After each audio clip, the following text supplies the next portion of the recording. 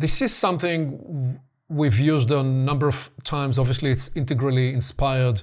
It's the idea of looking at Zone 1 as the space of personal development, Zone 2, collective development, Zone 3, the search for perceiving and seeing the truth, and Zone 4, impacting the world. So if you look at these through the lens of transformation and change, you'd say in Zone 1, I'm asking, how do I transform me? Zone 2, how do we transform us? Zone 3, how do we transform the sense-making process? And Zone 4 is where we transform reality. So then you say, okay, here are the 8 different paths we reflected on where you can express the energy of changing the world through politics, through business, through non-profit, through media, activism, art, education, and religion. But so if I try to inquire deeper into these 4 zones, it leads us to asking these questions. What am I doing and how am I transforming me? What and how are we transforming ourselves? In what ways and how will we update the sense-making? This is where, Enrique, the point you made about symbols and the maps of meaning and the maps with which, the language with which we make sense, all that becomes very critical because it shapes our perceptions and shapes what we then do. And then in Zone 4, what are the capabilities and systems we transform as a way to catalyze change? And if I want to concretize this and ask myself, so what can I concretely do?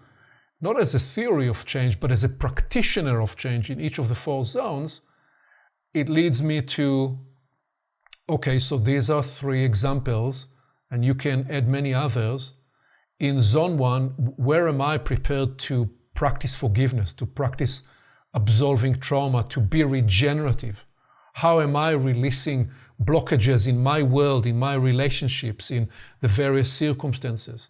Where can I unlock energy and creativity that will ultimately allow me to do whatever I want to do in a whole other way? Because we've seen that the people that lead change, often what you are captured by in the first place is the charisma, the energy that they bring to the table. In a similar way, when we talk about the Zone 2, how do we raise the art of conversation to a whole new level? Where and how and with whom do we cultivate the communities of healing and well-being? How do we nurture pods of joint purpose? The beauty there is, so in the example of that you're doing with your mother, Athena, this is a project. In this case, the 2 of you are the pod, but you can have 3 or 4 people engaged in a project or a purpose that catalyzes the change because we have something to work on. This is both Zone 2 and Zone 4. Zone 3 is an interesting practice area. So I'd say, how do I cultivate first principle thinking and inquiry practices that allow us to embrace the challenges we are facing in a whole new way?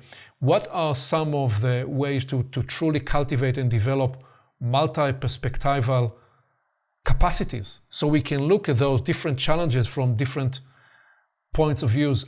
I think connecting the dots and fostering insightful storytelling, for me, the example you offered at the beginning, that you said we found ourselves for 7 months on the ocean. You're going to connect the dots through this experience because it becomes a visceral, embodied something, not just intellectual set of references. This is a compelling way to tell a story. And in the 4th zone, it is a challenging but attractive space. And you see it with people that are leading either in local endeavors, in cities, or you see the people that develop the technologies that will catalyze change. So prototyping alternative economic and communal models. Enrique, you're engaged with and shared with me that you've been involved in several communal models where the embracing the environment and how do we consume and make choices about collective spaces. That is the sense that a lot of that energy can only truly emerge in local spaces. And the power of that And then how do you galvanize and catalyze from local experiences some system approach and technological approaches and new technologies that will facilitate change that otherwise cannot be unleashed? And then where and how do you educate, mobilize, engage, and campaign? And I think the impulse that brought us together today was the recognition that art actually has a space, has an opportunity in each of those four spaces: the personal, the collective, the truth-seeking, and the impacting the world.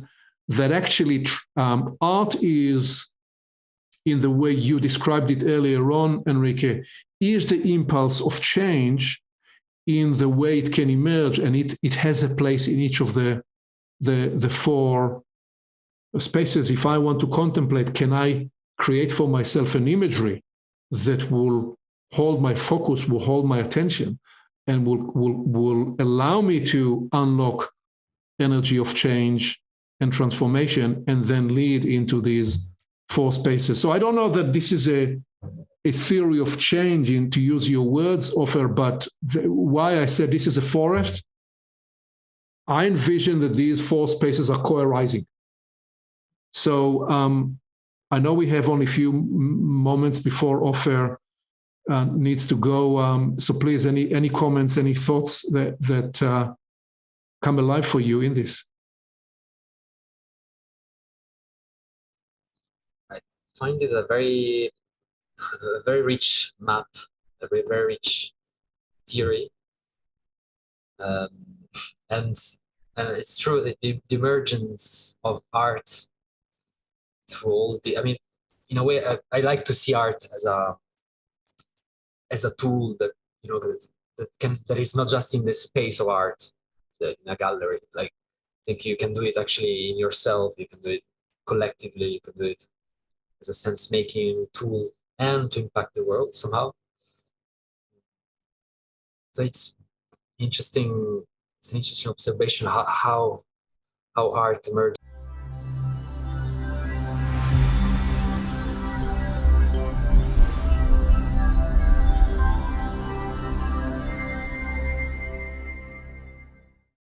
Along with our website at portalsofperception.org, Portals is also available on YouTube and on all podcast platforms, as well as social media. You can become an active member and join the conversation in community events. And you can help us get the word out by liking this content and by sharing it with your friends.